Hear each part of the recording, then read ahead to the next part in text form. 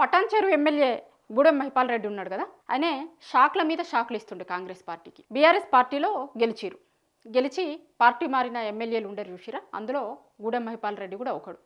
Party మారిన 10 మంది ఎమ్మెల్యేలలో. కానీ ఆయనే గర్వాపస్ చేస్తా అని చాలా రోజుల నుంచి అంటుండు. ఇంకా బీఆర్ఎస్ నుంచి అది రానట్టుంది, ఆయనకి గేట్లు ఓపెన్ కానట్టున్నాయి.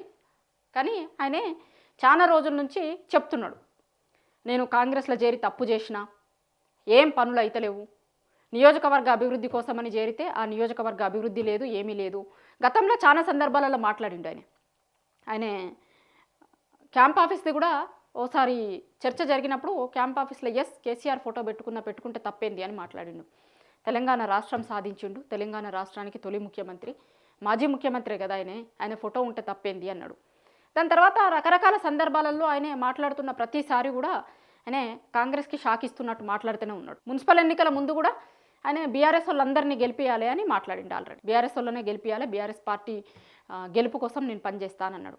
ఆడ మొత్తం 5 మున్సిపాలిటీలు ఉంటే ఎన్నో కూడా కాంగ్రెస్ పార్టీకి మెజార్టీ రాలే. మొత్తం 5 ఏంటంటే ఆడ గుమ్మడిదల, గడ్డిపోతారం, ఇంద్రేశం, ఇస్నాపూర్, జిన్నారం 5 మున్సిపాలిటీలు ఉంటే ఒక్క దగ్గర కూడా కాంగ్రెస్కు మెజార్టీ రాలే. మొత్తం మున్సిపల్ ఎన్నికలు మొత్తం వన్ సైడెడ్గా చేసేసిండు. ఎందుకు? కాంగ్రెస్ పార్టీ మీద అసలు ఏమీ చేస్తలేరు, ఏమీ చెయ్యలేదు కాబట్టి బీఆర్ఎస్ వాళ్ళని గెలిపియాలి అని ముందు నుంచి చెప్పిండు. ఇవాళ మున్సిపల్ చైర్మన్ల ఎన్నిక జరిగింది కదా, దాని తర్వాత ఈయన ఏం మాట్లాడిండు ఒక్కసారి వినుర్రి.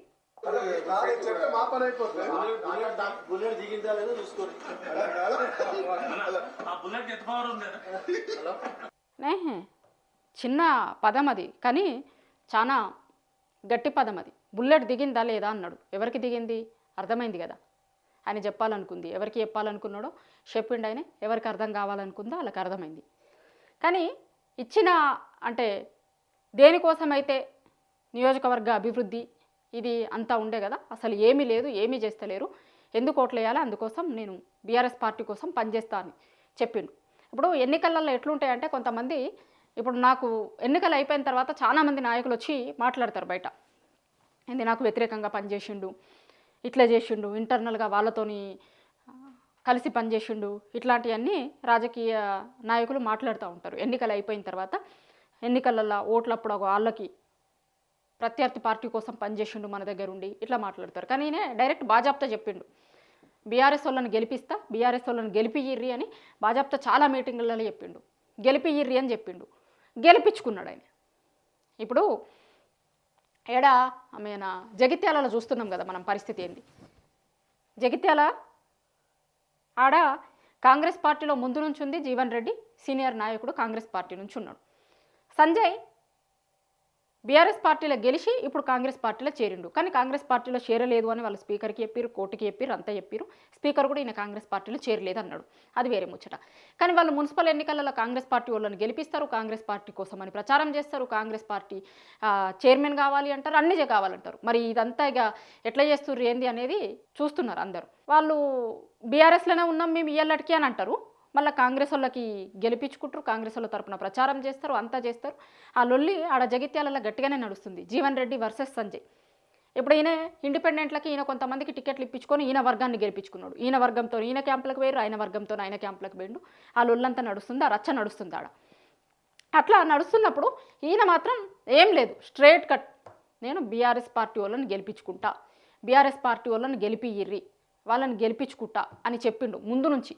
ఎన్నికల ముందు నుంచి ఓపెన్గా ఆయన మీటింగ్లు పెడతారు కదా, మీటింగ్లలో చెప్పిండు డైరెక్ట్, వీళ్ళని గెలిపియ్యిర్రి అని.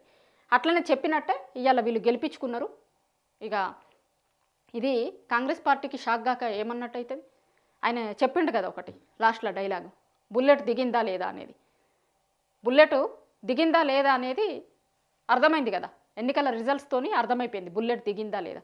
అందుకే ఆ పదం ఆయన దిగిందా లేదా ముందు మాట్లాడు కాదు, ఇవన్నీ ఎన్నికలు అయిపోయి మొత్తం అయిపోయిన తర్వాత ఆయన ఎన్నిసార్లు అడిగిండో మరి నియోజకవర్గానికి పనులో ఇంకొకటో ఏదో ఎక్స్పెక్ట్ చేసి పోయి ఉంటారు కదా, కాంగ్రెస్ పార్టీకి దగ్గర అవడో, కాంగ్రెస్ పార్టీలకు పోవడో ఏదో చేసి ఉంటారు కదా. సో ఏది జరుగుతలేదు, ఏమైతలేదు, కాబట్టి బీఆర్ఎస్ వాళ్ళని గెలిపిరని చెప్పినట్టు చేసిన, బుల్లెట్ దింపిన, బుల్లెట్ దిగిందా లేదా ఆయనను కలిసిన మీడియా వాళ్ళకి, అక్కడున్న మీడియా వాళ్ళు కొంతమంది అడిగితే ఆయన చెప్పిన సమాధానం అది. దిగింది నిజంగా బుల్లెట్, ఆయన దింపిన బుల్లెట్ దిగింది.